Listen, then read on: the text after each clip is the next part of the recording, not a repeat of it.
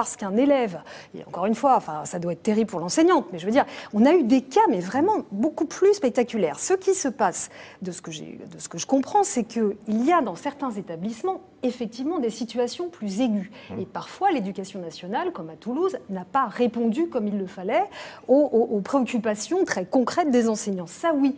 Mais sur le plan global, ça n'est pas du tout avéré. Alors que les gens aient ce sentiment-là, c'est un peu comme l'immigration, pourquoi pas? Mais le fait est, enfin, je veux pas qu'on dise aussi facilement que la violence à l'école augmente. Non, enfin, madame, j'ai parlé. Qu'est-ce que c'est qu'un sondage? C'est l'enregistrement d'un ressenti. Et vraiment, quand on voit les populations qui sont ont plus le sentiment que l'insécurité augmente, ce ne sont plus les catégories traditionnelles de la droite. Ça n'empêche pas qu'il y a un problème. Ce sont plutôt les parents d'élèves.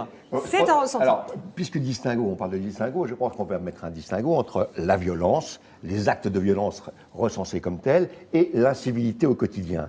Je pense que ce que disait Gaspard est vrai et juste. La société enregistre globalement une montée de la violence.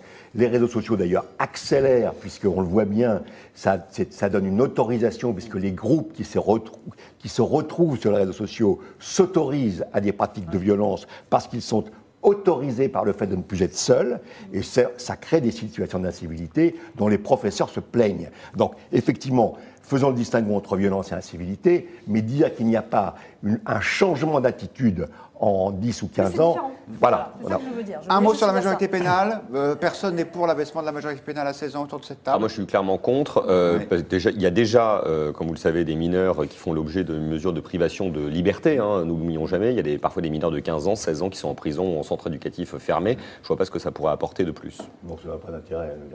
Aujourd'hui, la majorité, déjà, compte tenu du fait que la majorité intellectuelle et morale, pour les raisons d'ailleurs qu'on vient de pointer, a tendance à reculer, je pense que moi je serais quasiment favorable à rétablir la majorité à 21 ans. Moi, je pense que toutes ces questions scolaires, à chaque fois, la question qu'elles posent, c'est la question des banlieues.